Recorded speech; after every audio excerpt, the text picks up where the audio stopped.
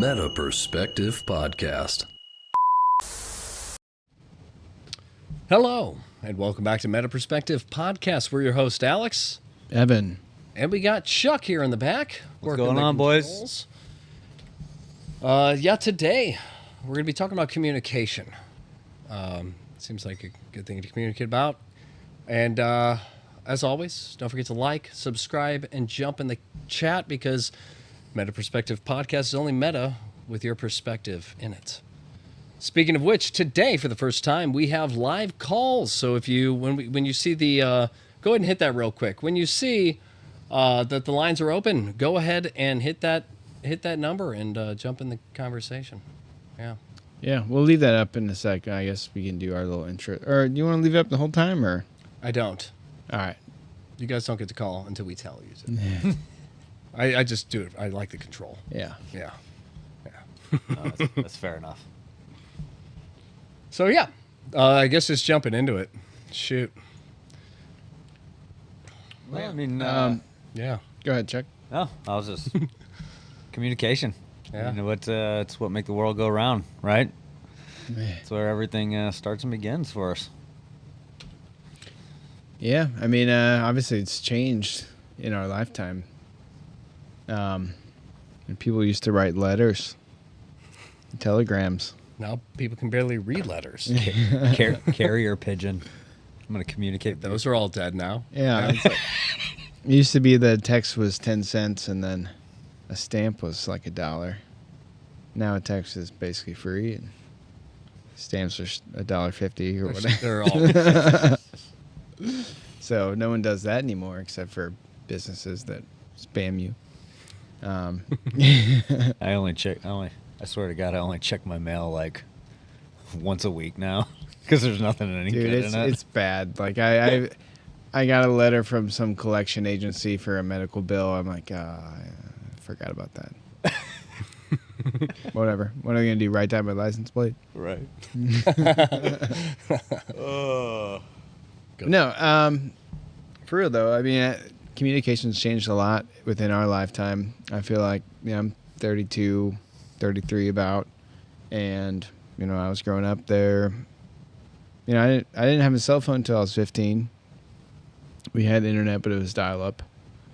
You had the AOL Instant Messenger that was like, You've got mail. and basically, keyboard class that didn't work for me, but It worked for typing me. on AOL, Did really well. that's when I learned how to type and all that. It was My like actually, WPM was high. Yeah, just saying. yeah. Got to flex. But I mean, yeah. So yeah, fast forward now, and it's like 6 levels of communication. Some people spend their whole life just live or something, like. There it is. All right, we're going to turn that off now that we made the point. That was not planned. Wasn't a soundbite. No. That's just really well timed. No, I mean, yeah. So like, I didn't have a cell phone until I was 15. I was actually mad at my parents for buying my sister a cell phone before she was 15, because I was like, I had to wait till I was 15. See, I had to wait till I was 16, had a job, and could afford the payments. Yeah. I guess they were trying to teach me a lesson about life. I mean, they're probably expensive payments back then, It was 10 cents a text. I remember that. Whew. I vaguely remember that. That was like standard rate, Well, we had a plan. So which is weird to me because it's like, I don't know enough about data to know that a couple letters is not probably that much data. yeah, it was all a scam. They're like, the processing fees and stuff. We just, 10 cents. It's fair. Yeah. You're like, what does a phone call cost? No, it's free with your plan. You got minutes. What about texting? Well, I didn't We're know- figuring it out. How to make minutes for texting. Well, add it to your beeper plan. Basically, we're going to make money off it if we can. So, Isn't that funny though, the beepers? It was like, that was the whole thing. oh, somebody's calling your house phone, but you're not there to answer it. But here it is. All the beeper was like, this person wants to call you. And you're like, oh, okay. Yeah. I guess when I'm around a phone, I'll call it back. Whatever technology like that came up with that, there's only one way. It couldn't answer and respond. What got me It was was how just many like- people had beepers. Yeah. Like, it was by then you business had- calls and You had voicemail at that time. yeah. So it's like, if I call you and you're not there, it's like, well, let me leave a message. You knew I called, and here's the reason why. Beepers were like a weird in-between of like, for the businessman on the go, you can see who's calling, and you can call them back urgently. Yeah. But it's like, how many people bought beepers and did not need beepers? Like, just Yeah. wait till you get home. That's where your phone is anyway. Yeah. I don't know. Yeah, Yeah. I mean, so now fast forward, we're very, very connected, and It's overly connected. Yes. Something I was just thinking, as far as if you're looking for how communication has changed over since like the 60s or 70s, what's that show? It's on. I want to say That it's on. 70s show. That's a good one. But there's one specifically. It's on Netflix. Stranger Things. Yes. Yes, that is a perfect example of if you wanna see where technology was and where we're at. That's a perfect show to watch. yeah, I do like how they captured that time in Stranger Things. Yeah, they you used, really like- felt like you were kind of there. they do walkie talkies. Yeah. Oh, that dude, love walkie talkies. Like back then, kids just had walkie-talkies like that. Like, come Yeah. on, that's like the equivalent of us having like a brand new PC. Like, you can't afford that. That's big technology there. Yeah, That's like a phone without the don't want numbers. to interfere with the government's waves. And that's why we got back out of it. Stay to one frequency. Stick to your phones. But yeah, no, I totally agree. I think, back then, when it came to communication, even when phones came out and stuff, it was still a lot more personal. AIM, Messenger, stuff like that. It was like you only have a conversation with somebody knowing it's going to lead to an in-person conversation. Versus now you could talk to somebody for months before you actually meet them and have all these conversations, and really you're just going off of your interpretation of what they're saying. There's no voice inflection, there's no body language or anything. So, which is crucial. What was it when it comes to talking to somebody, 72%? Yeah, it was close to 80%. Yeah, it was 70-something% of communication is nonverbal cues. Yeah. And body language and stuff. So the majority of what somebody gets out of a conversation for how you deliver it is not the words you say, but how you say it. Yeah. And with texting and social media, you get none of that across. So really somebody's going off a little over 20% of your conversation and just assuming they're interpreting it correctly. So I feel like that opens that was the first dangerous door open to unrealistic connections.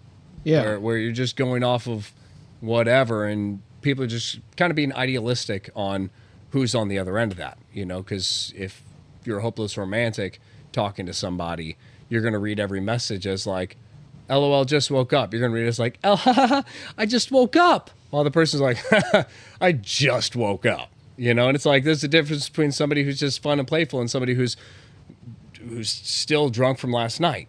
It's like, might not be much of a difference, but Yeah. Do you guys think emojis have changed some of that? Oh, emoji game. Gotta be strong. Just saying, like it's a thought. no, I do think it's funny that they created emojis to help people kind of get their ideas across, because it's like, well, there's no body language, so send a smiley poop. That'll get the idea across. There's no like real. I don't like Yeah, it. people just used to do like colon parenthesis smile, Yeah. Now it's like colon. or parentheses. like I used to type like That was a poop emoji joke. U as just the letter U. Like I still. Oh yeah. R letter R U going number 2, like Emoji. blah blah. Yeah. Because you had to like tap it 3 times to get to like the T, or I can still think in that keyboard, whatever that was, the 9-letter keyboard. A, B, C, D, E, F. Yeah. Yeah. Oh, yeah, I remember that. You go to text, you're like, boom, boom, boom. Boom, boom. Boom, boom, boom, boom. Yeah. Yeah. Yeah, I hated that. Still do. I feel like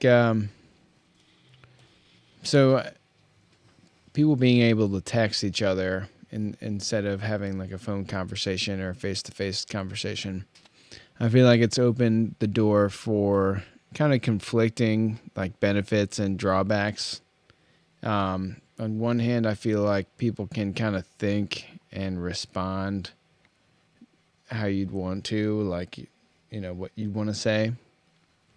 But then it's also like it's whenever you're in the moment, it's harder you're not used to being on the spot. I feel like it just kind of contributes to people being less genuine in general. Yeah, people have time to think of what they're going to say. Yeah. Somebody who's bad at communication can come off as good at communication as long as they take a long time to communicate. You can manipulate conversations more through text. 100%. And that's a big question, is whether or not that's a good thing. Like, yeah, we were able to communicate, and the only area I can think it's good is for safety. Here's a cell phone, 7-year-old. Go run and play on the train tracks. If something bad happens and you lose a leg, text me, and I'll be there. I'll follow your GPS. I'll know where you're at. Yeah. Like, that's great. If your kid gets taken, chances are they're not going to take the phone out of his pocket and throw it out the window. They're going to be like, oh, whatever you got on you, that's fine. You're in the back of our truck now. And they'll just follow that truck and they can get your kid back. It's great. There's benefits to it. But I do think that it's a bigger harm when everybody is constantly communicating to each other just off of phone and off of feeling. Because emotions to me are misguided. You never want to just listen to your emotions.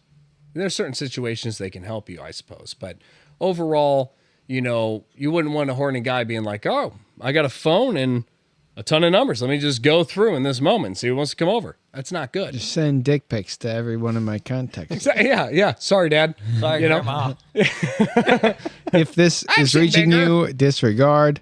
Yeah. But exactly. Scroll down 5. Scroll. Yeah, careful opening this attachment. But that's Not that's safe for work. NF. NSF. NS. Yeah. But that's what I think the problem is we're meant to have open dialogue. When I see you, here's a real genuine moment. Here's something I've been wanting to say. Now that I see you, I remembered I got something I want to tell you. But I'm telling you, ever since phones came out and you can talk to people, I'll go, oh, I still got something I have to tell you, but it's been over a week. I've seen you multiple times, but because I can tell you at any time, I can text you. I'll tell you when I see you. And then I see you and I don't tell you. Because I'm constantly thinking of like, well, I have the option to just message it. But I'll wait till I see you. And then I see you and it's out my head. But if I don't have the option, it's going to be like when I see him, hey, I saw you, here it is. Back in the day, if I had something I wanted to tell somebody, the moment I saw him, I was like, oh, hey, I got something I want to tell you. Now it's like, there's no urgency. I mean, I That's- kind that's of a- like that's a- that that's a- aspect. You can be like, oh, I just saw this or whatever. Like, that's cool. But I know what you're trying to say too. Yeah, is that, I kind of got off topic into a niche category there, but mainly what I'm saying is like, I believe in genuine instances. You're at the supermarket, you run into somebody you've been wanting to talk to for a while, and you're like, oh, hey, it's you. I'm sorry I didn't have your number or whatever.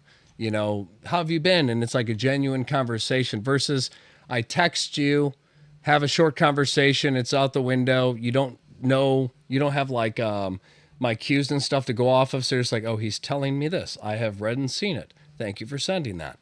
There's no excitement in the conversations anymore, which I feel like kind of flatlines most interactions now because hey, what up? exactly. Yeah. You might read it as like, what up? But it's like, it's always your voice in your head reading it. It's you don't get to go off them. And along with that, I want to say like vacation pics and stuff like that. I know a lot of friends who, like me, I never share anything on social media. Anything. If something happens in my life, it's a big deal. I love this about me. I love that I did this. Great. When I see somebody and they ask me what I've been up to, that's what I've been up to. I've been up to this. They're like, wow, that's cool, man. I'm like, thank you. Thank you. I want to shake your hand and thank you for liking the stuff going on in my life. But if people post it on social media, everybody sees it at one moment. Most people don't even click like to acknowledge it. There's like, oh, he's doing that. Great. And then you run into that person and it's, hey, what you been up to? Nothing. I went to Barbados. Yeah. I saw the pictures.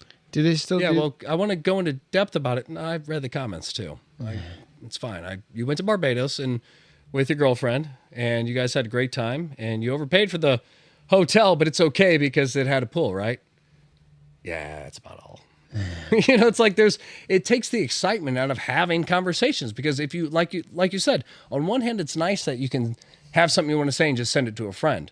But at the same time, anytime you have something you want to say that pops in your head, you never tell them in person. You always just send it, which takes the excitement out of you wanting to say it, because you don't get a reaction. It's just your interpretation off of a reaction to them reading what you sent them. It's not genuine. It's not like, whoa, dude, that's a really good picture, where they point to and they point something out and you guys get to go over your photos together. Instead, it's like you just have to take their word for it that they actually looked at all the pictures and they're like, yeah, I saw it. It was cool. And you're like, okay. In person, your reaction would be like, whoa, that's awesome, dude. But after a few weeks, after you've already seen it, and I finally seen you in person, I tell you, oh yeah, a few weeks ago I went there. Oh yeah, I saw that. It kills it. It kills it. I don't know. Go on. I'm sorry. Well, I was just gonna say I had a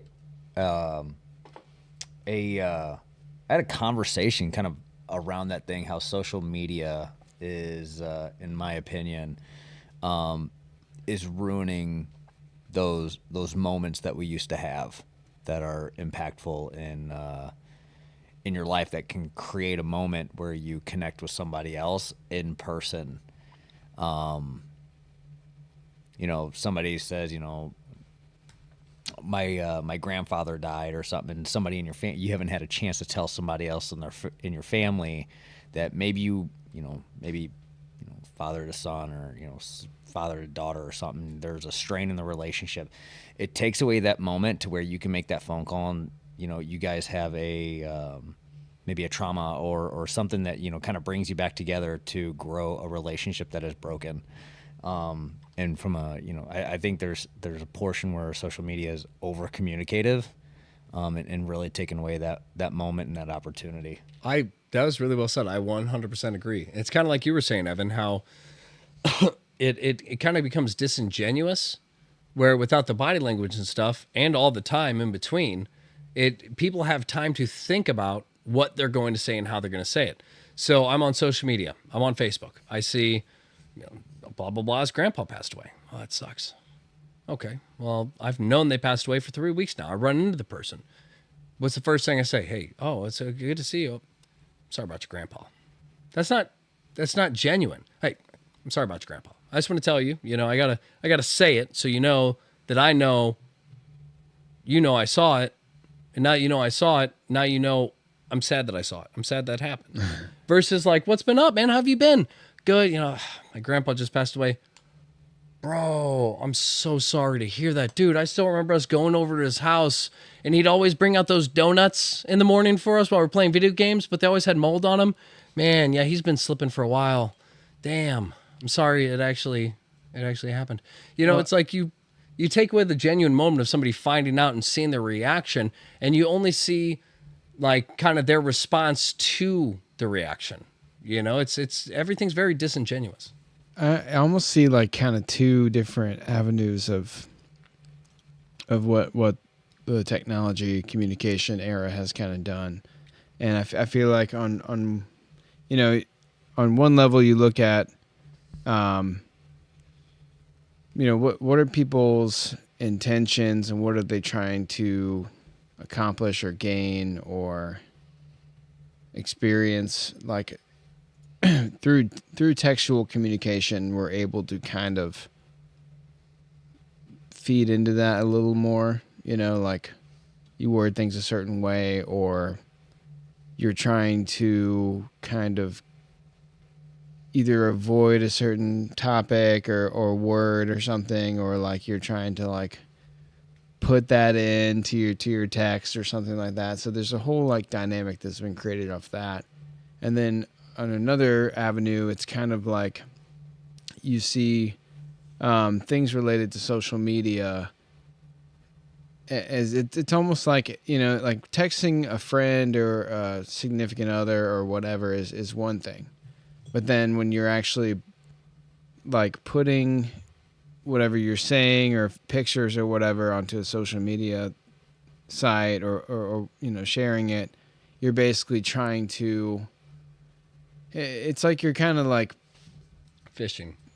kind of fishing, or you're trying to come across a certain way, and you have an objective, because it's like, I didn't have if the you, great like, had- vacation, but I had great pictures. Can you tell me that it was better than my experience? Tell me that you want this life.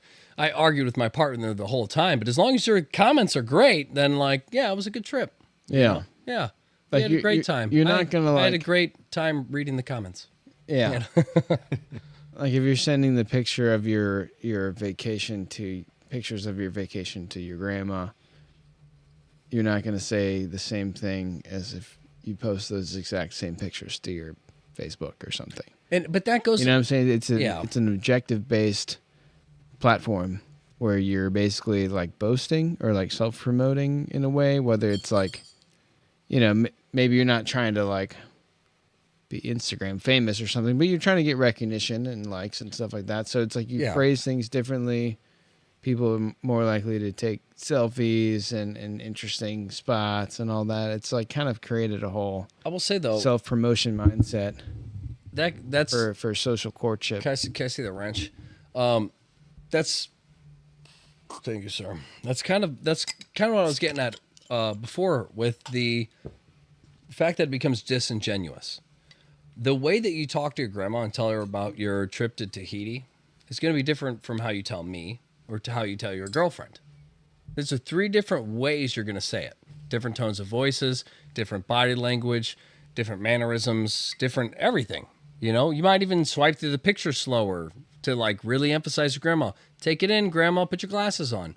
It's like each thing's different. But when you see it on social media, it's, hey world, look at this. And that's what I mean by disingenuous, is you're not really talking to anyone. You're just putting it out there and people see it. And because it's just like, hey, blanket statement, I was on vacation, here's my pictures. Then when I see you, I'm going to respond the same, which is, oh, I saw your pictures. Yeah, looks like you guys had fun there.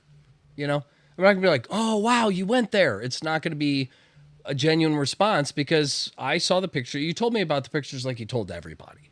So therefore, you've already diminished the delivery. So you should never expect somebody's response to what they saw to be excited.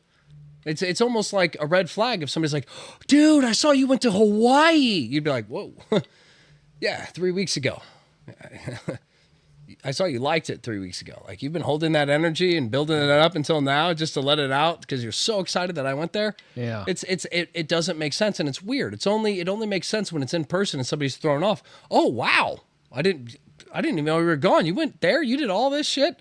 And in 2 weeks you were there? That's awesome. Like, you don't get those genuine responses anymore because, I mean, let's be honest, nobody does that.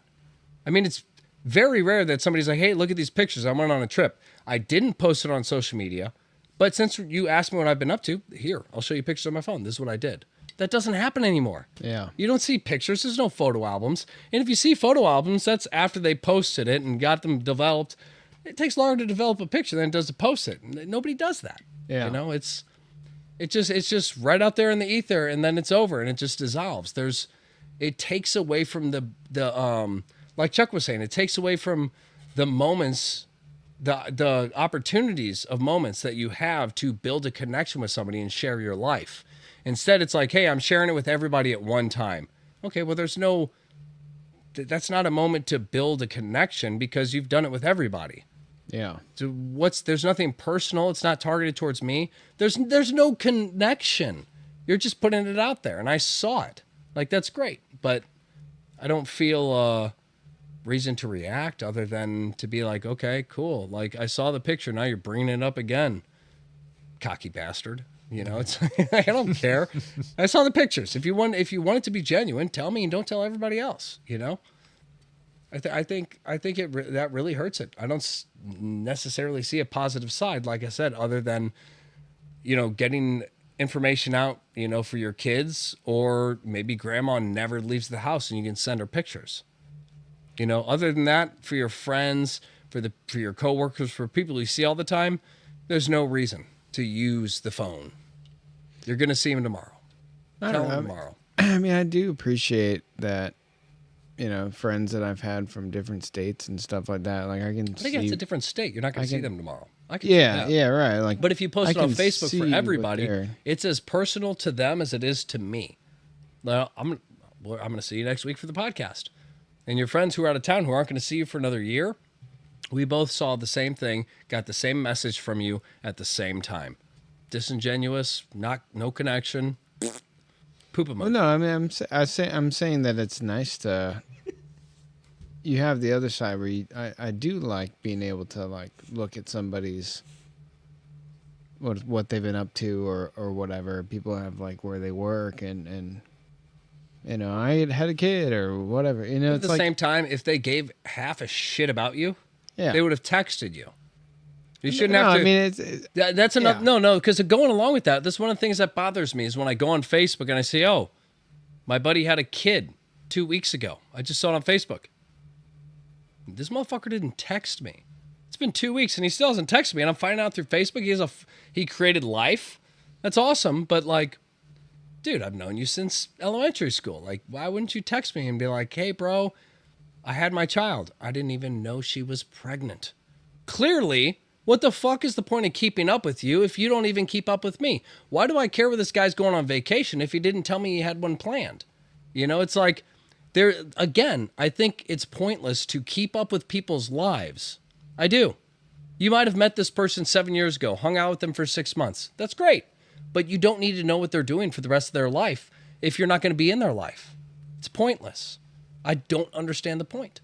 Because you're my friend. If something serious happens to me in my life, good or bad, I'm going to share it with you. I'm not going to share it on social media. I'm going to share it with you. Yeah. Because I want an honest reaction. I want you to either console me or boost me up or celebrate with me, whatever it is. There's no situation other than to brag that you would just have stuff on social media, other than the fact that you're admitting I'm so shitty at communication. For all my aunts and uncles who didn't know she was pregnant, we had the kid.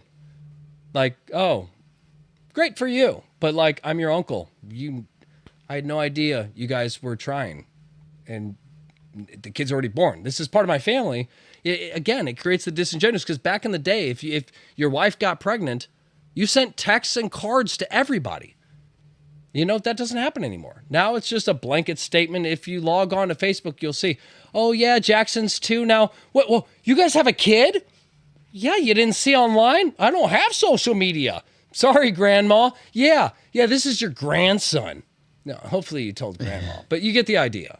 I mean, there are some benefits, though. I mean, I don't know. I guess I'm just saying that, and maybe it's been taken too far now, and people are more boasty about stuff. But in that kind of like early stage of social media, I liked it.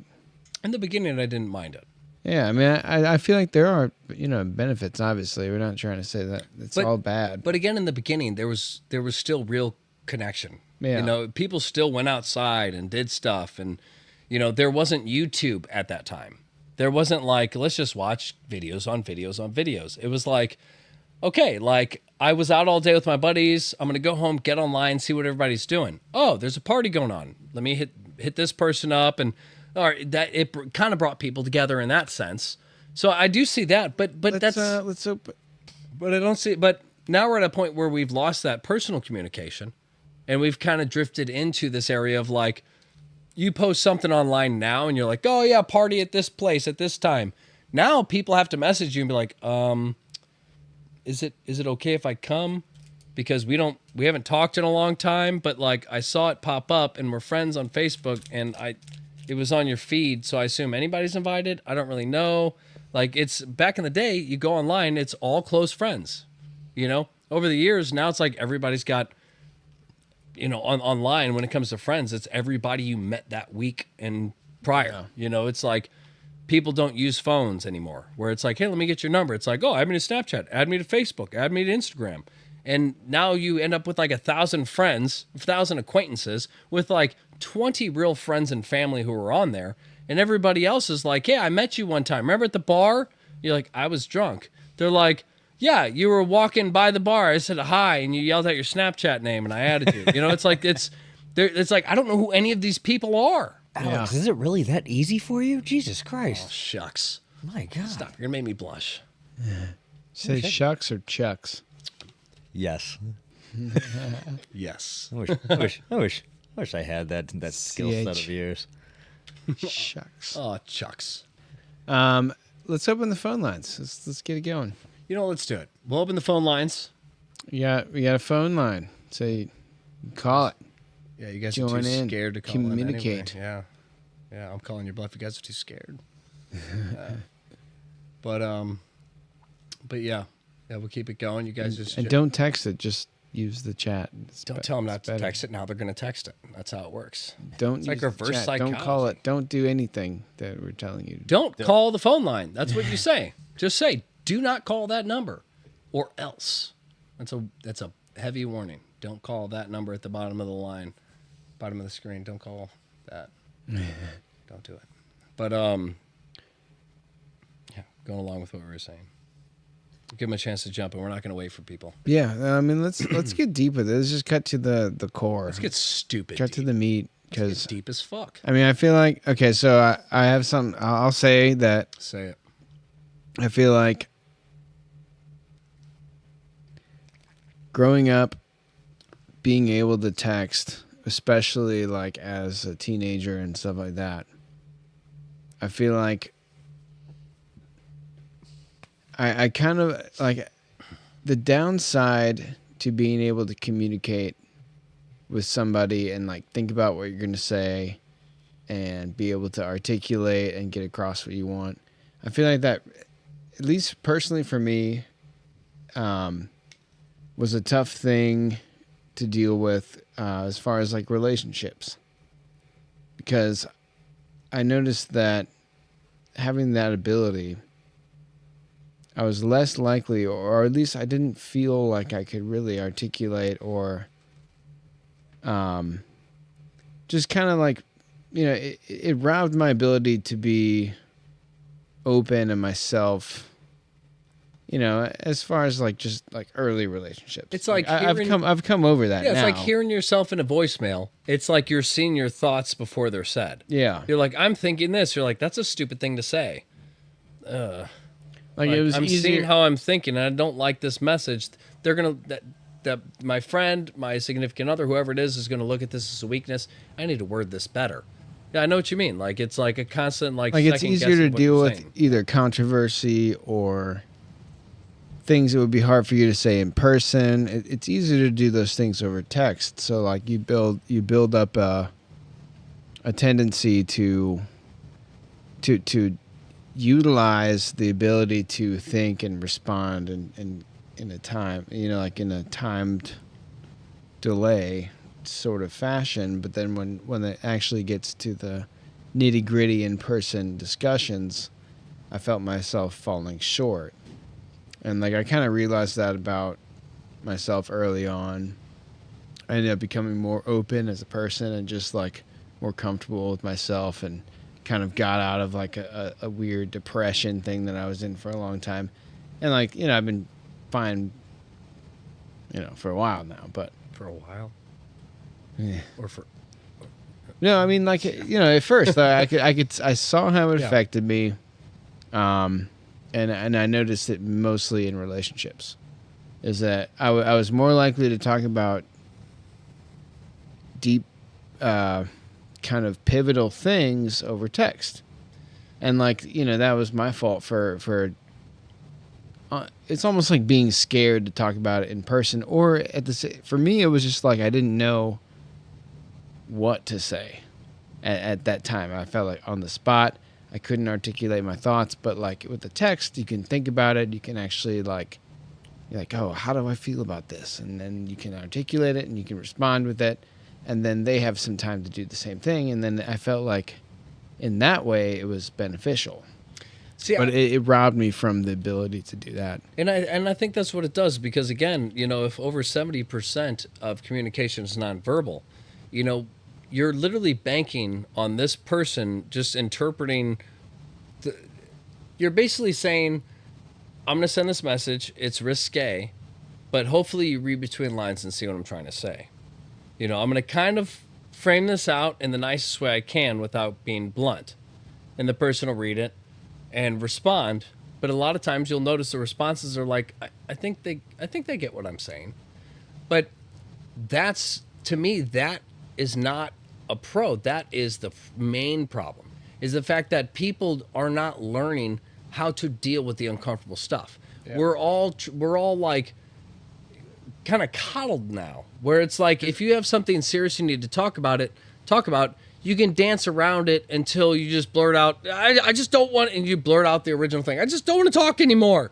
Leave me alone. We're not friends anymore. But what it comes down to is you need to see that person face to face and explain what the issue is. Why? Because it's difficult. It's supposed to be difficult. There's just like when you're excited and you're like, this great thing happened, I'm going to send them and tell them a great thing. When something bad happens, you're like, I don't know how to say this. But when you're in person, you'll sit there. It might be in half an hour after you've been hanging out that you're like, okay, I got to say this. I got to get this off my chest. And that's when you're honest. You open up and you say the thing that you didn't want to say. But next time it'll be easier, because now you've learned that when you speak your mind, whether it's a good or a bad reaction, the conversation starts. So it's not being afraid. Once you get into the conversation, that's what you realize that's what you're afraid of, is the conversation. So as it goes on, you're like, it's a lot easier for me to have the conversation if I know from experience that all I got to do is bring it up.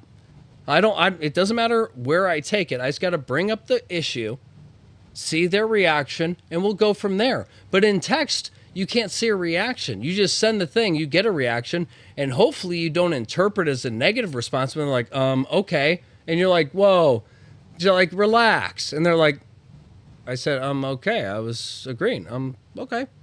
Well, you said, okay. That comes off a certain way. Listen, you're the one breaking up with me.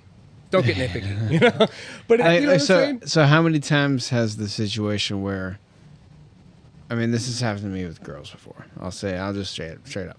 You dog. It's like you basically do something that they don't like, and they don't say anything when you see them, and then later, 30 minutes later after they leave or something, they're like, oh, that was really fucked up. Now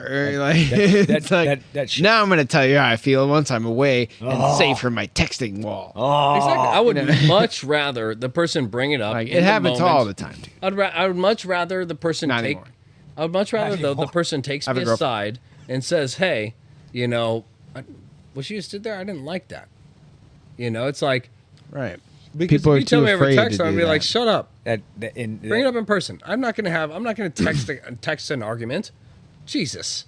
Back and forth. Well, you also did this. Oh, well, let's get into that. See, that's what happens. No, I have the rest of my night going, and it's not going to be this. You think about it, and you're like, no, it's terrible. Not what I did wasn't fucked up. What they did was fucked up. Yeah, it's like a half an hour later before you really get to the root of the issue, and like an hour later, because they don't. Buzz is killed, and because there's no nonverbal cues. It's just all nonverbal, and part of the problem is you don't build up that, you don't see the person's reaction to what you're saying, which is a huge way of how you respond. If you think this way, and I feel like I was wronged. Maybe I'm not right, but I feel like I was wronged. I'm going to text it. I feel like I was wronged. And the person gets defensive because they don't see that. And to them, you're coming off as clingy, like, listen, we're just hanging out. Like, you're telling me that this situation was wrong, but to me, it was just a situation. Like, you're overreacting. I'm going to read that as like, oh, I'm overreacting? I'm overreacting for something that clearly made me upset? And now it becomes a whole fucking thing when the person didn't know how I really feel because they couldn't read my body language. They just thought I was being a dick and nitpicky and bringing something up. Not that that's a real example, but that stuff happens all the time, for everybody. Where you you say something but it doesn't come across properly. Chuck, you have something to say? That was the avenue where we were headed down, like the relationship avenue.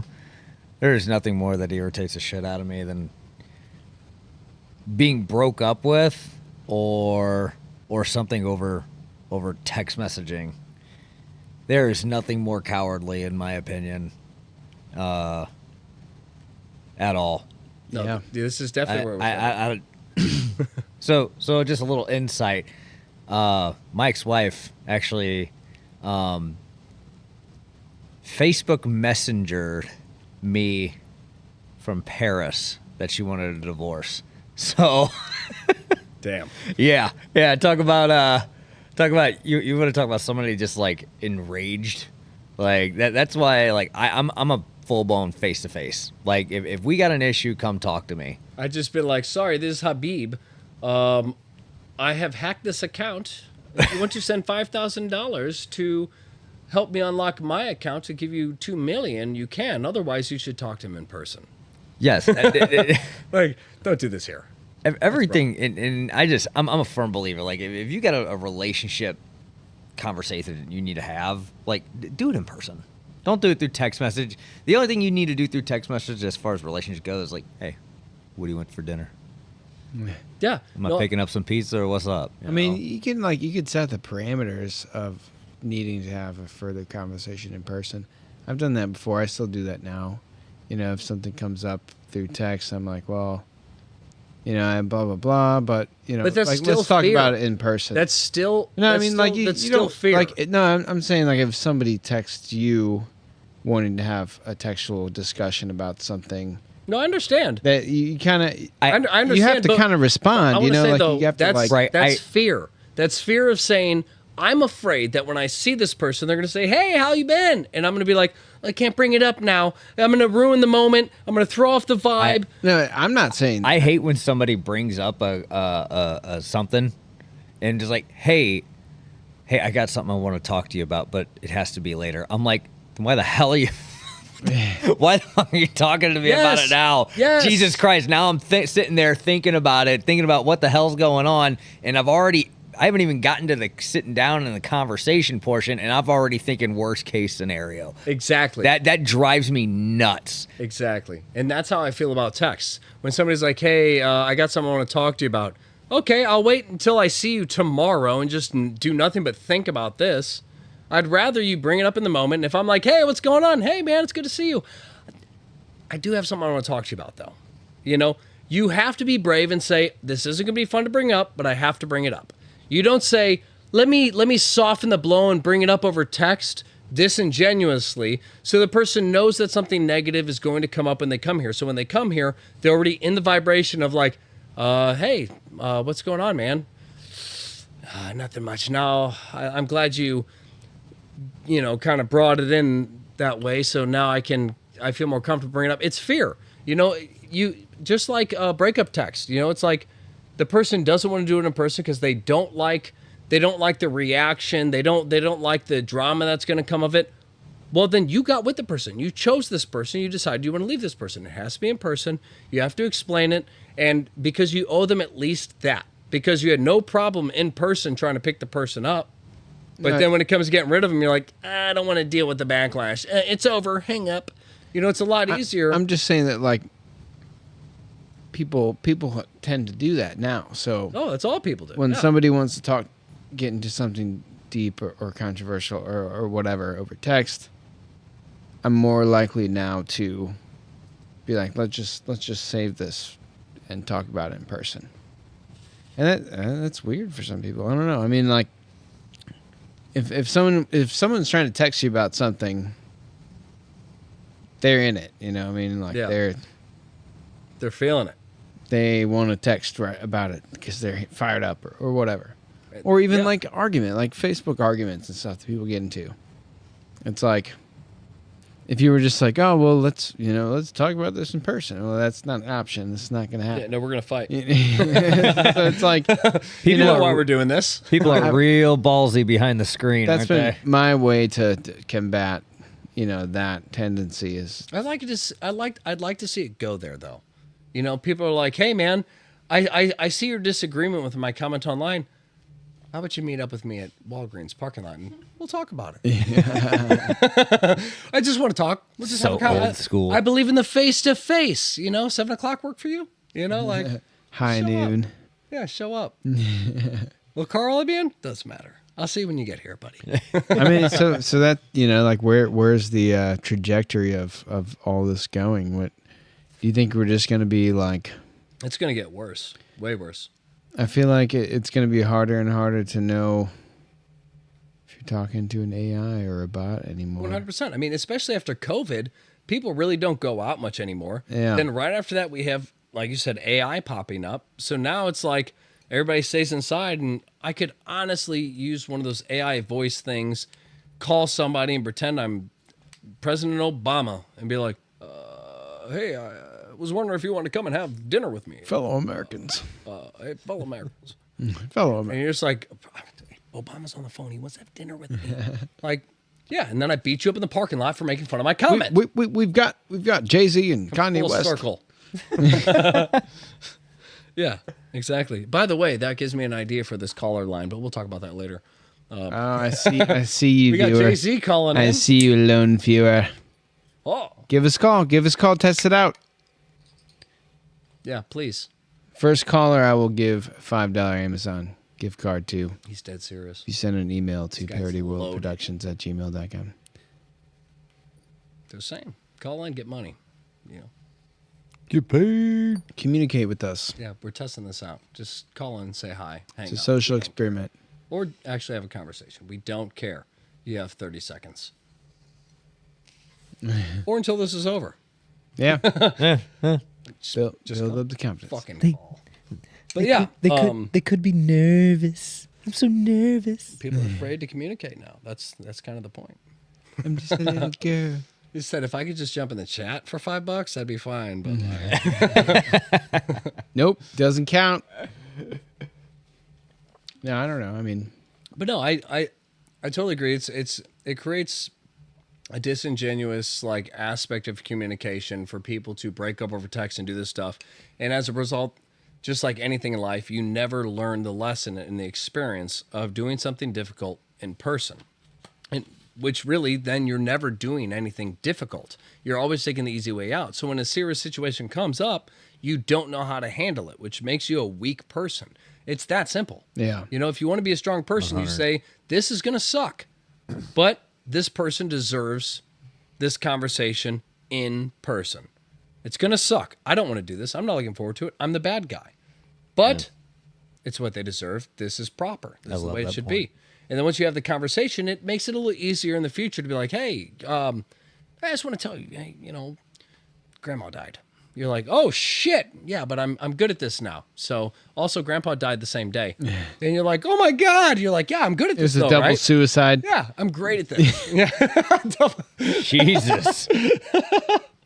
That's a tough conversation to have. Right. Ever since Bitcoin dropped, they haven't been Like the same. grandma and grandpa killed themselves after Bitcoin went below 2,000. I told Grandpa, don't put your money in Doge. 20,000. But No, I mean, it's overcoming adversity that makes people stronger, and I feel like in a lot of ways, I see it in kids mostly, that they're just not socialized to interactions, and our evolutionary fabric is so ingrained with reading micro expressions and picking up on intonation cues and body language and all these things that have basically have been wired into us for 60,000 plus years.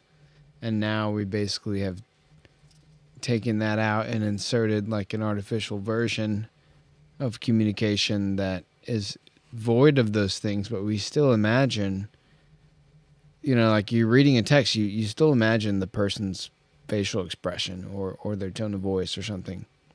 So you're hearing that in your brain, and it's kind of giving you a skewed interpretation your of communication. interpretation of their Because- reaction. Right, and like even when like getting this input,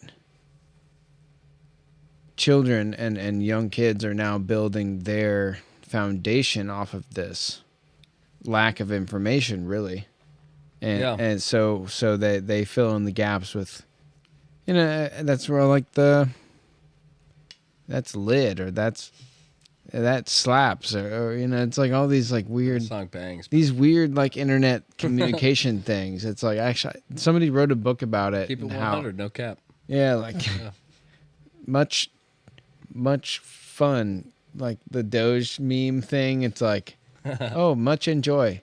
Yes, or Yeah, which is funny because all of these shortcuts people are using and new words people are using, shortcuts. they diminish conversation even more. So not only are we in a conversation online, but I'm going to use other words and other things, and hopefully you know what all these mean, and you don't have to Google it and try to interpret what I'm saying, because what I'm saying is what everybody's saying. So hopefully you know exactly what I'm saying. It's like, no, you just sent me, for FR, no cap. So I can't do this. But the idea being that they'll send some shit and you're like, I don't like, are you excited? I think you're excited. I'm assuming you're excited my to 19 come over. I don't know. You're sending me all these things and you didn't even say no cap. You put a baseball cap emoji. The fuck? My 19-year-old brother one time was texting me something, and I'm just looking at it like, what? What am I looking at here?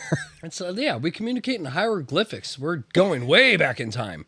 But I wanted to address, too, what you were saying in terms of, like, how this stuff is ingrained in us. When you look at animals and you look at dogs, dogs have so many social cues that they really won't even bark. It'll be butt sniffing, staring, eye contact, how their ears are positioned. I saw what their somebody- tail's doing. I saw somebody doing some butt sniffing, I think, the other day at the gas station. I was like, wow, look at that social cue. All right, the butt stuff you saw happen at the gas station, we call those lot lizards. Did it Yes, involve dogs? Doggy style. Potentially.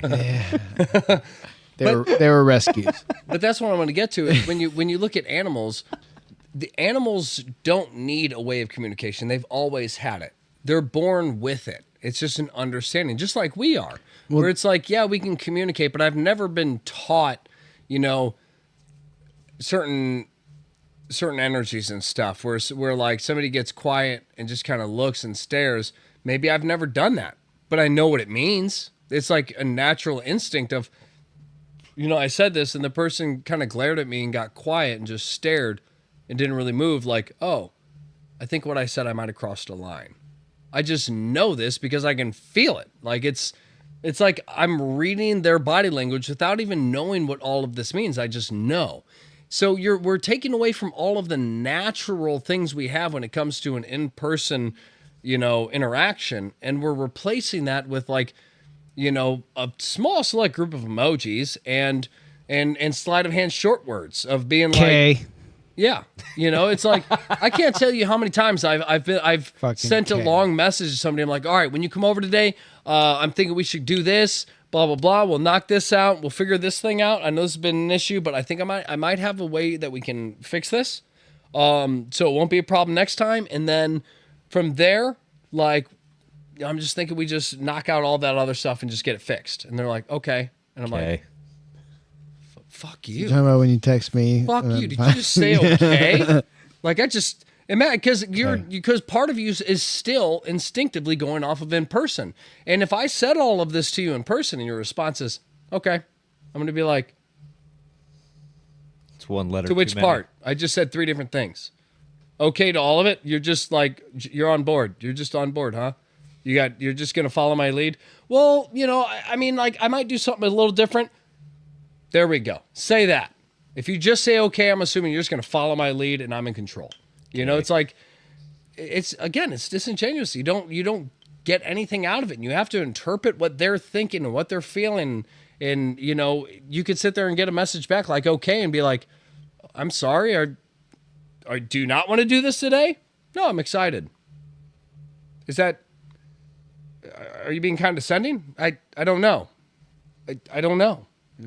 You said okay, and then you said no. I'm excited. I'm reading this different than you're typing it, buddy. It's like there's certain African tribes way out there in the jungles. Nobody talks to them. Haven't been contacted in a long time. There's a bunch of different podcast stuff where it's been brought up by people where they've gone and visited these tribes. And when they go there and these people hunt, they communicate through monkey calls. And these monkeys react to their monkey calls. They've essentially picked up the body language and social cues of monkeys. They've learned to imitate it. Now, we look at that and it's like, I could never talk to a monkey. Well, they're around them all the time. They pick up their social cues. They understand it. What happens to humanity 20 years, even just 20 years of us just getting used to losing our social cues? Do we lose the ability to be able to truly connect and communicate with another person? Because we all become so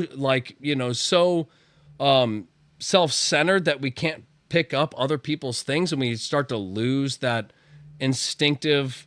Honestly, I think if we just don't exercise right communication, then people just start. I can't tell you. I know I'm jumping, but I can't tell you how many times I've talked to people who will just be like, yeah, this and that and blah blah blah, and then this and then blah blah blah, and you're like, okay, yeah, okay. And the whole time you're like, I feel like I'm telling you to shut the fuck up with my body language, but you're just still going. You know what I mean? Like, I feel like that's where we're going to get, where people are going to be like, today I did this, and everybody's just going to be like, cool. All right. I don't care about anything or anybody. Like, this is an interaction. I'm just happy to be in an interaction. We're going to start walking around with like and dislike thumbs. Yeah, I haven't seen a real person in 7 years. You're just like, here, push like or dislike on what I said. Click. Yeah. Honestly, we should be there already. I'd be okay with that one. Dislike. You all suck. Dislike. Yeah. No, it'd be all likes. I'm an optimist. Good job. Yeah. You had another kid with a different dad.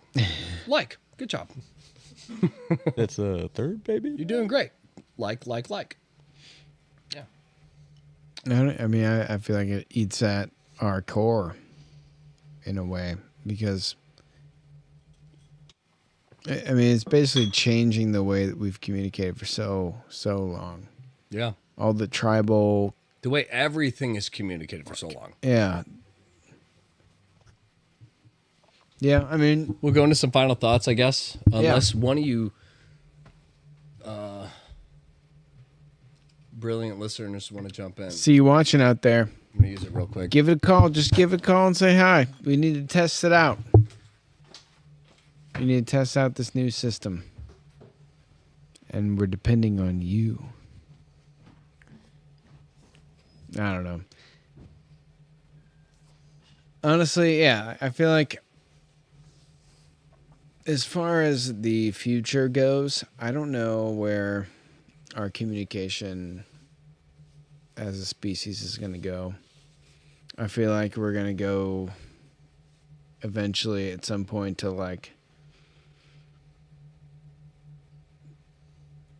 remember the Neuralink discussion we had? Yeah. Similar to that. You know? Oh, yeah. Yeah, where it starts getting almost telepathic. Yeah, I feel like if we both had Neuralinks and we were talking and I was saying something about my classic car, triples of the Nova, triples of the Roadrunner, and you're like resentment or envy, your Neuralink device is gonna tell me that, and I'm like, oh. I can just tap into your brain and be like, okay, let me see what the image you're trying to tell me here. Or just read on your anyone that's picking up your device is just like, oh, I see that whatever I'm saying to him, he's apprehensive. It's gonna be like psychological beeper.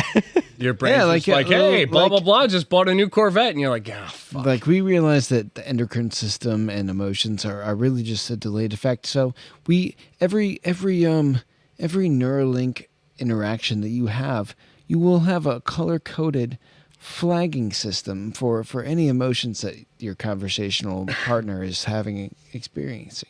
People are going to start walking around with mood rings again. You're in a conversation with your wife, and the text just goes red. You're like, everything's okay, right? Have I been misinterpreting this? I think I fucked up. But no, I mean, I think that's where things are going. Honestly, realistically, I never thought about it until you said that, but it makes sense that we would get to an Neuralink point because obviously the way technology is going, what's the That most... could be the first step of telepathy, dude. It would be. I mean, think about it. What would be the biggest step if it's not already there? If you look up a lot of things about Neuralink, even Neuralink kind of claims that the strive and goal they're going for is being able to receive information, whether it's text that come through or information you can download. Like that's the goal. I know when we did the Neuralink topic, we went over this and it was a controversial thing, but I've researched it since, and that is their goal. Their goal is for you to be able to download information. You know, that's the potential. Yeah, we're upload. ways off of that. We are, But we could read someone's emotion. But again, the idea of putting a chip in your brain that allows you to use a paralyzed arm, that's already possible. And to me, that's light years. To me, it would make more sense that you could get information or text sent to my brain easier than you could stick a chip in and all of a sudden you bring a dead arm back to life. You reconnect all these nerves and things that were severed. Like that blows my mind that that's what the capabilities are. So if you can do the same thing with communication, then, I mean, if you look at text and you look at social media, and obviously social media is the biggest market for anything, the biggest market. There's a reason why Facebook, Google, YouTube, all of these streaming platforms and information outlets are multi-billion-dollar companies. You know, they're all giants. And the reason is because every single person uses it. So if everybody uses it, what's the next step? Those are the patterns. People need to make money. So if Facebook and Twitter and all these have all this stuff, the next option would be some type of Neuralink where you don't need a phone. You don't need stuff. You can just like you let your left eye do some stuff, and then all of a sudden it pops up, and you're like, there it is. Blah blah blah said this. Whoa, okay. And this guy said that. But as you read this stuff, it would get to a point where you would be able to convey certain emotions and stuff, and it would really just be normal interactions done in your mind. You want to know a funny thought that I just had? So like, Is it we've funny? went from communicating like verbally for so long to kind of like textual and like digital communication. As that technology progresses, because like the idea was that one day you're going to be able to call anyone on your like camera phone and like talk to them face to face, but nobody wants to do that now because we've been so used to talking without the face to face interaction. So are we going to like, is the ultimate future goal to like get to that point of ultimate verbal communication, but then like we're going to lose sight of it along the way and like not want to do that? You know what I mean? Like that's kind of where we are now because nobody FaceTimes me anymore. I know like 2 friends that FaceTime me and I hate it. I think that when we're talking about getting deep, I think the main note we're missing is the heart of all of this technology and everything. And that's that we don't really want to interact with people. We made phones and social media and everything to kind of get away from that. And like you said, I think it is going to get to a point where we're able to do this stuff through a Neuralink, and then we're going to go. Yeah, it's going to be so much more intimate than it's going to be uncomfortable. Like you're going to be laying in bed, and it's going to be like, you're like, ah, and you're going to be like, what? And it's going to pop up, and then you're going to be like, oh, it's you. Hi. And they're like, I knew you had your phone on you. I mean, in you. And you're like, take this out now. I'm having sex with my wife out now. I don't want to. Yeah. They're like, what's that sound in the background? No, what'd you want? Make it quick. Your emotional tag says arousal. I want to hit this button so bad. Make it quick. No, not you. Damn. Do it. It's the time. What It's are the you time. doing, Stefano? I have been waiting for that for so long. It fits. You know. Fits. Yeah. No, it always fits. Yes. I was waiting for another sound to jump up, but yeah. But yeah, I'm almost you know, in tears back here. but no, I think there is I'm so happy. that disconnect where like the idea of like being an introvert and stuff like that. The idea of introverts was never really a thing until social media. I think a lot of people are a little more conservative with themselves, than a lot of people. But I think when social media became a thing, it's the same idea. Like, hey, there's a party. Some of the people at the party hang out with their friends or just kind of stand on the wall, have a drink, and watch everybody. And then the other half is out partying and experiencing. So you have the quantum observers, and then you have like the party goers. I think that's how it's always been. It's natural. But once social media came out, you see all this stuff, which kind of forces you into a category. Well, we're not at a party, we're online. And I don't want to post all that. I don't want to post my life or any of this stuff. I want to be more conservative. Well, they say I'm an introvert, which means I'm just meant to be more conservative in myself, and that's just how I am. Okay. But I think a lot of it is people just essentially kind of adapting new aspects of themselves based off this new stuff. Because back in the day, if you're an introvert, you're just kind of a quiet person. You're shy. That's all it ever was. Either you're quiet or you're shy. Now it's this whole deep word of like, they're an introvert. Well, what type of introvert are you? There's It's actually like, specifically 4 types of introverts. thank you. That's Is that like the Myers-Briggs? Like, is that what you're talking about? Like, There are 4. They say there's 4 different types of introverts. There is social, thinking, anxious, and restrained. what do you call it if you're all 4? Bipolar. I don't know. I feel like psychology has been trying very hard to Cater. put minds into categories and Everything's boxes. become a business. I mean, Yeah. okay, so here's controversial topic here. Oh, ring the alarm. Hit the alarm button. Trans That was wrong.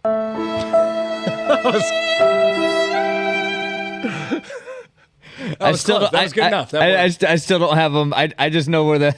Yeah, I don't know where okay, it is so either. this is going to be controversial, but I have a psychology minor. Okay. So psychology degree. Psych minor. When I studied psychopathology, which is the study of psychological disorders, transgender dysphoria was in the actual DSM-4, and it had descriptions What about. about the DSM-5 now? No, I think they're like 6 or they're probably fucking 10.0 or whatever. Like, Have you updated yourself? and I mean, I'm just saying that, like, You were taught this in university. Yeah. you know, like, people categorized others based on a certain set of qualifications and traits and maybe statistics involved a little bit there. And then now it's been revamped. It's been reworked to where it's like, one, you probably can't put people into a psychological category.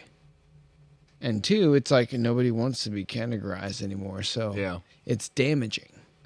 So like the psychological disorder is doing more damage than, it's like, oh, you don't have a disorder. We accept you. Okay, I don't want to have ADD So it's like- anymore. Can we rename that too? I want to be over-excellent. Can we just say I'm over-excellent? Yeah, you're over exuberant. Distractedly over-accelerant. Yeah, I accelerated everything I do. I'm just distracted. you're And I like, don't get to over-accelerate because I'm distracted. I'm distractedly over-accelerant. and you can't put I people have into a potential. category like that anymore. But at the same time, like now that science is progressing, like we're gonna figure out all the nitty gritty details of our genetics and of our brains and our structures, and like that's gonna be hard for a lot of people to accept. Well, that's part of the problem because everything's a business. So as something comes out, they just jump to the idea of publishing. So they publish the stuff before they really understand what that means combined with everything else. So it's like you could say this person doesn't have gender dysphoria. They actually believe and are this. Well, if that's the case, then not to get too political or controversial, but then you would have to open up that area to people who believe they may be a different type of animal, because the spiritual understanding is that that when I entered this body, I entered as the wrong type of person. That's essentially the belief, is that I'm a woman trapped in a man's body. So if that's the case, then if the genders could get mixed through this spiritual algorithm, then other things could too. So now we have to open the platform to other things. And it's not about like, let's reword what transgenderism is, or what gender dysphoria is. It's about, if we're gonna give it a new definition, acknowledging that it's not a mental thing, it's a real thing, then now you have to address and acknowledge all these other things that could be real. Now, I'm not arguing that it's not real. It could be some quantum physics, like there is some divine order thing that's meant to mix things up. Now, if that's the case, we should figure it out before we recategorize, redefine things. But that's kind of what I'm saying, is they go... I'm just saying it's hard to define but what I'm saying anything about people now. But what I'm saying is, if you take everything's a business. This company just wants to publish stuff. This guy who did the research wants to get paid. Hey, I did research. Here's something that, this guy can't argue with. As far as it's not gender dysphoria, it may be a real thing where this person really is this person. Now, if that's the case, and I just say this and I get paid for it, then this person publishes it and get paid for it. Everything's about just recycle out. It's about what's happening right now. We have a story. Let's go with it. Now, as this stuff comes out and these things are redefined, we don't as of right now, we still don't understand any more about what that means. All we're saying is, like, we're going to acknowledge that you may actually be a woman in a man's body. We're going to acknowledge that there was some spiritual mix-up and the genders were switched and some spiritual realm or something's going on, but we're not going to acknowledge that could also happen with animals. No, if you're a dog, you're crazy. And then the person's like, no, I really believe I'm a dog. Okay, well, that's not a disorder anymore either. We're going to acknowledge that as a real thing. Well, at what point is science going to acknowledge spirituality and this other reality in general? They won't. There's no acknowledging that there's spiritual essence in us. Science does not acknowledge that we have a spiritual soul and essence, mainstream. But that same mainstream science will say, well, yes, you are a woman in a man's body. But how does that happen? If it's not psychological and it's not a disorder and it's argued as a real thing, basically my point being that they're over-publishing and overselling as like a business does without giving you any clarity as to why or what could be. Because with gender dysphoria, you understand. You feel this way. That was just an example. You feel this way, but you think this way. Yeah. So as a result, it's a disorder, but this is how you feel. So most people, I think, can understand. Part of my closing, and I'll pretty much end with this. What I'm saying, and what I think is happening with communication, is that we're basically have gone from 60,000 years of progression to basically a moment of technological regression, where our social skills and the way we communicate, the way that we map the human brain, the way that we interpret certain things on a psychological and even a legal way, like where you get the lie detector, starts with a P. Polygraph. Yeah, polygraph tests, like all types of things. Like eventually we're going to be able to figure out if you're lying or not, or be able to read thoughts. Once we download the app, we went through so many evolutionary things to get us to this point, and then in the past 20 years, we've gone through a technological era that's honestly regressed those instincts and those ways that we communicate and define things. And then now that we've all been used to texting each other and like hiding our emotions and boasting about ourselves, now technology and science is going to pick up to where we're going to be able to distinguish all these things genetically and scientifically and measure, how much of your brain is actually ADHD or like you're only 25%. You don't need 30 milligrams. How depressed are you compared to everyone else? And it's like you're gonna take the test and find out. Like 23andMe, like the mind version, and it's like I did that on Facebook. I'm like 15% depressed, 40% anxious, 50% egotistical. Well, we have the perfect cannabis for you, buddy.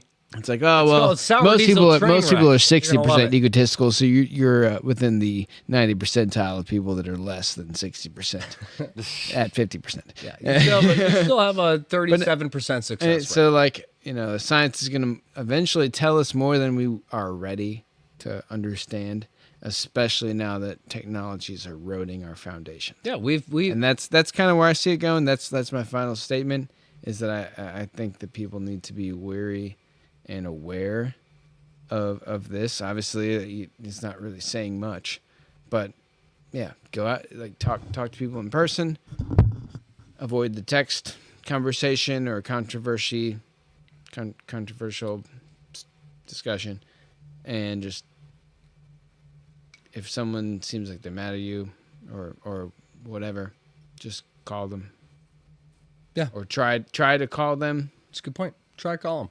Think about try to it call for as them. long as you would think about Maybe a text. FaceTime. And then instead of sending the text, just call them and say what the text said. Yeah, Just try it. That's your homework for tonight. For my closing, I'm gonna agree with what you were saying. I think human psychology as a whole has been neglected, and I think it's been more catered to, because I think psychology, the field of psychology as a whole, in my opinion, has turned into more of a business. It's turned more political, where again people don't want to classify people. Back in the day, it's like this person's, bipolar, schizophrenic. You hardly hear the word even bipolar anymore. Back in the day, it was like you'd hear it, but within the past 5 years, you really don't hear the word bipolar even. Because why? Well, it marginalizes people who may not have as much control as you, and we don't want to, categorize people as good or bad people. We're going to let it be based on their actions. Well, this guy's schizophrenic and ate a cat raw. Let's just say that if you're schizophrenic, there's nothing wrong with you in terms of like you're an Was he equal Chinese? human, but there's definitely like your thoughts will tell you where you're at. I don't need to tell you. You ate a cat. But my point being that technology is a business, and as a business, technology has taken over.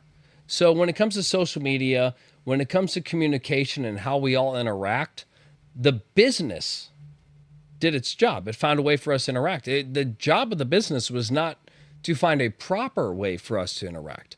The job of the business wasn't to understand psychology. Sell ads. The job of the business was to say, hey, we made a place for people to go and we get paid off that. And then other people said, hey, we see that. Can we pay you to put our ads? And they go, okay. And they're making money twice. And it's a business. They don't give a fuck about how these ads piss you off and make you even madder than you already were. If I see one more thing of Blue Chew, I'm going to blow my brains out. I would never kill myself when I say this on air. We've had some weird episodes, and I don't want to be a target. I would never kill myself. The point is, though, if I see one more ad for Blue Chew, I will. Again, I'm kidding. But Blue Chew, is that like a Bluetooth thing? no, it's some no. Blue Chew is now. I'm doing a fucking plug for them. Damn it! It's like a dick thing. You got problems with your dick? It's Blue Chew. I don't know why you guys keep sending me the stuff. Oh, like Viagra? Yes, it's like Viagra. Chewable Viagra? And I keep seeing all these big celebrities popping up, and it's like, "Hi, I'm one of them." What's his name? Shaquille O'Neal? What's the big comedian that you saw everywhere? I used to have a 14-inch dick, but No, I have you an know, 18. I had erectile dysfunction. But no, what's that? Shaq chews Blue Chew. We'll wait for this bit to No, be over. 17-inch dick. Jesus. But what's Longer than my shoe is. what's the guy? He had all the memes. The comedian. He was everywhere for like the past 2 months when his tickets were going out. God, he was a meme.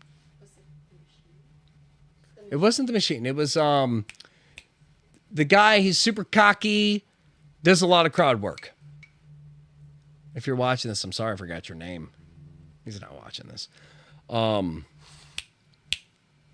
is his Snapping's not working. Very defined, very handsome guy. He's a handsome guy. He's very, very defined facial structure. Oh, okay. Way to narrow that We're one. selling Matt Rife tickets. Matt Rife. Matt I had to Rife. say it out loud. I had to literally read the meme in my mind. Matt Rife. Matt Rife. I think it's Rife. Matt Rife sounds right. Is it rife with strife? Hey, chat. Somebody for the first time tonight, jump in and tell me if I'm right. Matt Rife? Matt Rife? Am I saying it wrong on purpose so that you comment? Who knows? Is he saying it right? Who knows? Maybe, I don't know. Am I stupid? Matt Rife. He's, But yeah, he's so going to be in St. Louis, I guess. Is that why I brought it up? yeah, well, no, was the- because yeah, he what's was coming to St. Louis, there was nothing. I mean, my whole Facebook was filled with it. I even Gotcha, shared a meme gotcha. because it was so obnoxious. It's like when they got Bill Cosby on his thing. It's like it's all you saw. But my point being that I even saw a Matt Rife Blue Chew thing, and I was like, this guy just became famous, and they immediately snatched him up. He's got a million memes, and they were like, hey, we're Blue Chew. We got money. We want you to be in our thing. Don't buy Blue Chew. Just use what God gave you. Figure it out. It makes me sad. All these shortcuts now. Everything's a shortcut. Just be happy. Just be happy. But don't be too happy. Don't get Blue Chew. You don't need it. My point being that corporations and businesses have taken over so much to the point where they've basically eroded the entire foundation of human interaction. It's crazy. But for them to make all these things for social media, which just separate us more, and then add ads, which just frustrate us, and then other people try to see an opportunity here, so then they jump in and start making bullshit, fake content. Look at this. This guy pulls a gun on somebody at a gas station, and you can tell it's all fake, and you're like, this is just for clicks and likes, and I don't know what's real anymore. There's all this shit coming out, and everybody's just trying to get rich off of this thing that was created for people to get rich, off of something else that was created. It's this snowball effect of everything eroding and falling apart. It's the psychological It all comes down to ads. avalanche. It's a psychological avalanche of we've gotten so big in our minds that now everything we've come up with is snowballing down on top of us. And we no longer know how to work with each other because everybody's so ingrained in this that it's hard to actually have to walk up and just start a normal conversation without somebody thinking you're somewhat weird. You know, like, you could send me in like an airdrop. What are you doing 6 feet from me? You know, things have just gotten very weird. Communication sucks. And we've lost sight of our instinct. It's sad. Yeah, I agree with what you said. What do you think, Chuck? What do you think, Chuck? I guess for my closing, I mean, by the way, as far as a polygraph is concerned, I believe Seinfeld had an episode that George said, "It's not a lie if you believe it." I don't know why that just made me think of that. But no, I think kind of going back to what I was saying earlier is, That's true, though. from a social media standpoint and communicating on there, I mean, don't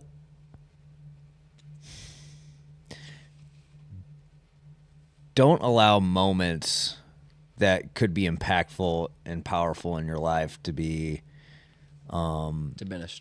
diminished from a social media post or something of those. I think those moments are more impactful in your relationship life and your home life and how you define relationships and relationships that are broken that you can fix.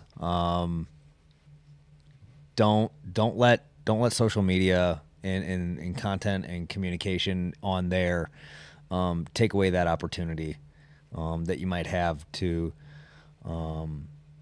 fix something in your life that could be broken, whether it be, dad, grandpa, grandma, uncle. Allow those moments to happen because they can impact your life long term. I 100% agree. And I also I'll go along with that and say, especially when it comes to family, if you have something you want to say to, your, like you said, your dad, your friend, your significant other, these are things that need to be said in person whether it's serious or not, or even fun, even if it's just a funny thing. Like, these are things you should share with somebody in person because it's what strengthens and builds the connection.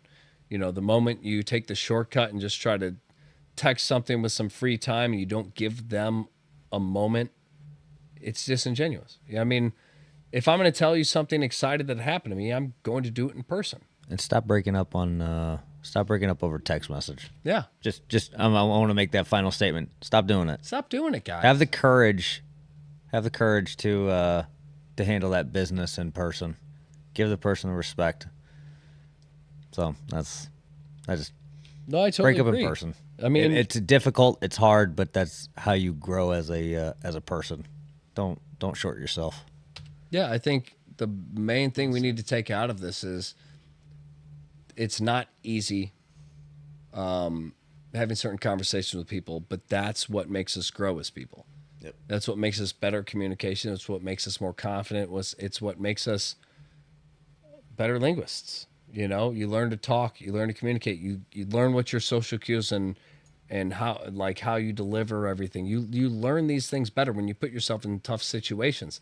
We should be excited to challenge ourselves because the challenges are what make us better. You know, I mean, it's that simple. And when we take these shortcuts and we take these easy way outs to have a conversation we don't want to do in person, we're only prolonging what's going to be that serious situation at some point. And I'd rather have the exercise done with bad relationships, bad friendships, bad whatever, so that when, let's say, God forbid, my father's inevitably on his deathbed, I can have that serious conversation heart to heart, not be afraid to say what I need to say in the moment I need to say it. Yep. You know, that's what it's all about. Well said, guys. Anyway, thanks for watching tonight. Join us next Monday. Yep. From 8 to 9:30 Central Time. Yes, sir. And yeah, All right. Meta perspective out. Meta perspective out.